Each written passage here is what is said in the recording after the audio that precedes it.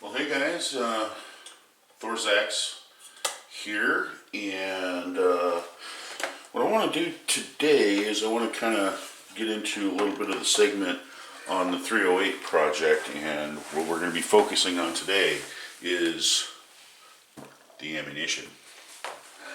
So, anyway, so this is what we got. Got 308 Winchester. Now I'm using military brass, so 7.62 by 51. The maximum trim length is 2.005 inches. The maximum case length is 2.015 inches. And I spent the morning with my hand deprimer. And really, if you guys don't have one of these, you might want to consider having one. These make it great because you're not tied down to your bench. You're not sitting in front of your bench and using a universal decapping die and that sort of thing. You can pretty much free your mind up to do other things. I bought this basically to do pistol brass, but it works equally as well with rifle brass. And these had crimped in primers. This is the brass that I'm using right now is once fired military. And so, and I didn't have any problem at all pushing the, pushing the primers out. I mean, they were a little stiff. I mean, but they came out. So anyway, so what we have LC-65. Now, what happened back in the 60s is that Lake City Arsenal plant was put under a survey by the government because the government was running the organization and it had all federal employees and federal management. And what happened was that they looked at contracting out the Lake City Arsenal plant. And so what happened during those years, between about 1964 all the way up until 1968, Federal was in competition to get that contract. And they looked like they were going to be the most likely considered contractor for taking over the Lake City Arsenal plant. So what the managers and the people at the Lake City Arsenal plant, being federally ran, wanted to keep their status. This brass here is probably about the best brass you're ever going to find. This stuff is made of very, very tight tolerances. They spared no expense at that time to make sure that they were putting out the best product. They were showing the government you're not going to get better ammunition than what we're able to make. If you're going to get a contractor in here and all he's interested in is, making his profit, well, he's not going to use such tight tolerances. Now, that was all good, but we're talking about military ammunition. This is not ammunition that was made to go out and shoot a match with.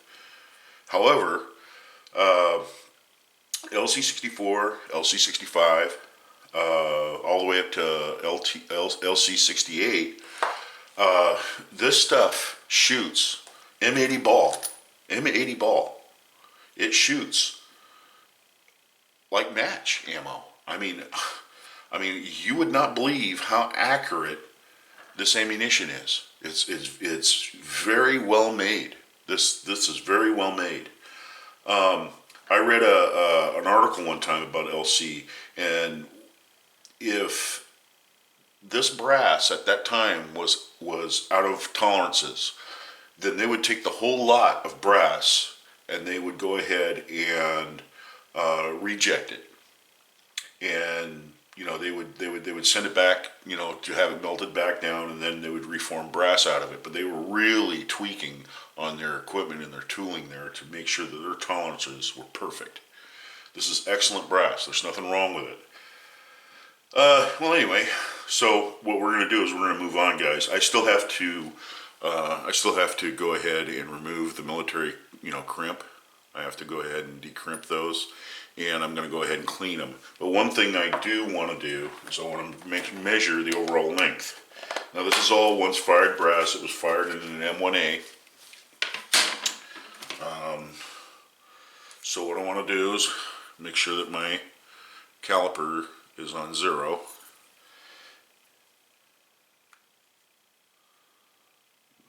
off about a half a thousandths, but okay, there we go. All right, so here we go. We want to go between 2.005 and 2.015. So we'll run her back like this. We'll stick her in there, and there you go. That's after the first firing. Now, what I'm going to do is I'm going to go ahead and I'm going to clean this brass. And once I clean the brass, I'm going to go ahead and resize it. Then I'm going to go ahead and just do a trial run, maybe 4 or 5 cases, and see if the brass has grown any from the resizing process, and if I need to cut it after that.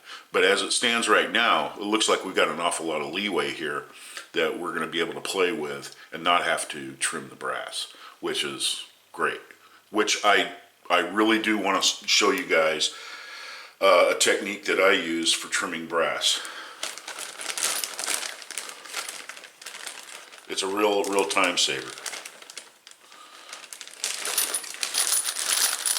So let's just randomly kind of reach in here and kind of spin it around a little bit, and we'll do a sample lot on these. I've checked most of them, but yeah, see, there you go. You know, there you go. That's what I'm turning out. This stuff is really consistent. LC, anything between Lake City 64 and 68 is just excellent made, you know, brass. There's nothing wrong with this. You know, random sampling, okay? Just random sampling will reveal a lot about, you know, what you're dealing with here.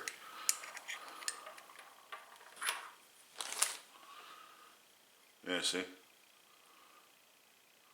Some of these are even below the cut to length. So I'm not going to worry about cutting these. I'm just going to go ahead and resize them, and you know, go ahead and swage the primer pockets with my Dillon Super Swager 600. I'll go ahead and do that, which does a really good job. I mean, I'll tell you what, if you haven't got one of those, they're worthy of the investment. I really do. I think our CBS is making a knockoff of the Dillon Swager, and from what I understand, I guess it works just as well. So, you know, to each his own. I think there's only like maybe $20 difference between the two, so it all depends on what you really want. There was another thing too I wanted to bring up about brass.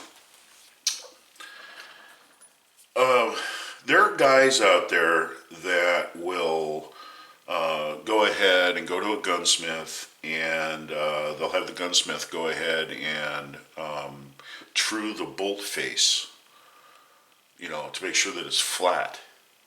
You know, that they true the bolt face up as far as its relationship to a chambered round. And, you know, those guys that do that, you know, there is some worth to what they're talking about, plus, you know, truing up the locking lugs. You know, basically blueprinting the action. However, track with me here, okay? So you go ahead and you true up your bolt face. You make sure it's flat. Okay, you got everything square there, and then you take a mass-produced piece of brass. Okay, and you put it in there. Now this case head is not completely flat. Does it make any sense? So when you fire it, it's going to give a little bit. It's going to give a little bit on the bolt face. I've seen where lapping locking lugs makes more sense than truing up the bolt face, because what you're doing is you're taking a mass-produced piece of brass and you're putting it through your rifle. Now, there is some other method of thought there. You know, when you fire the brass will expand up against the bolt face. Now, that's just something that will happen, right? But and you would think that that would be flat. You know, if your bolt face is flat, then this would be flat after the firing because you fire formed it. However, this is very thick in through here in the head. And you know, I'm going to tell you something, guys. It's going to take you half the amount of life that's in the brass, okay, to make sure that that's square and flat. So I don't lose a lot of sleep over stuff like that, you know? That's minute. Those are minute, minute, minute.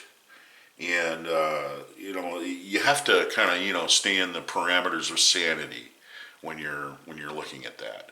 I mean, some guys tweak and tweak and tweak, and they've got, they spin the brass, and then they, spin their bullets, and they do all the rest of the stuff. And, I'm happy if the gun will take standard ammunition and shoot, decent groups, less than a half inch. I can live with that. That's all I'm after. If I wanted a bench rest gun, I would go out and buy one.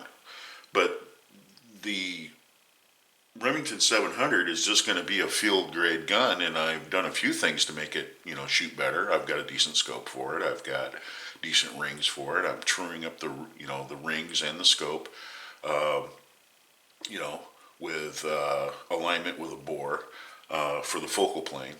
And, once I get that all done, which is another story I wanted to bring into, is that the last time I did that procedure, I had some help, and the guy was showing me how to do it. And there's a step in the procedure, either I forgot or I don't remember, or there's something that I'm not doing right.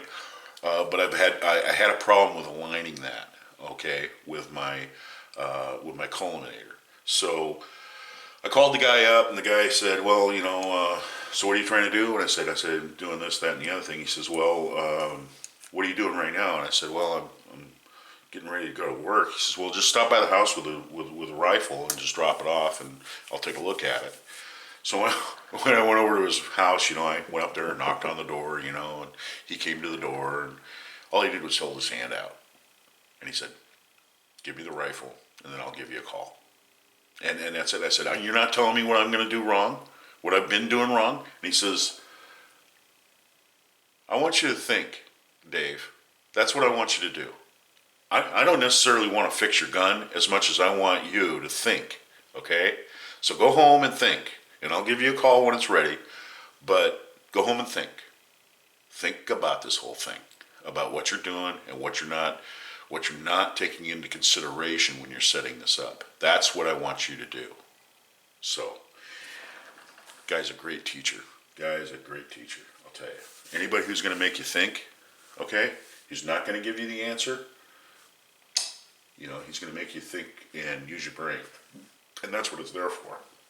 So anyway, the loading that I'm going to go ahead and go with, that has always been my load, was IMR 4895 or H 4895. These two loads right here, and I'm going to go ahead and drop them into right about 41.7 for the IMR 4895, and then for the H 4895 right at about 42.5. And because for some reason velocities with H 4895 is a little slower than the IMR. But anyway, that's my take on it. I also plan on go ahead and doing some IMR 4064, and 4064 has always been one of those right around about 42 grains. I found that I got real good accuracy with 4064, but that remains to be seen because it's all up to the gun now. So anyway, consult your manuals, guys. Don't ever take anything that I put out there as being the law of the land, that this is the load and this is what you have to do. Always consult your manuals, and also bounce what one manual says off the other manual. Like your Lyman manual versus your Hornady manual, whether you have some load books or whether or not you have, say, like a book that written by like Ken Waters or something that wrote for Hand Loader magazine. I mean, he wouldn't have never published any of his data in there if he felt that it was mistaken. He always proofread all that stuff and made sure that it was square. So anyway, the next thing I'm going to do is get this stuff in the tumbler and get it clean. So until then, We'll see you then.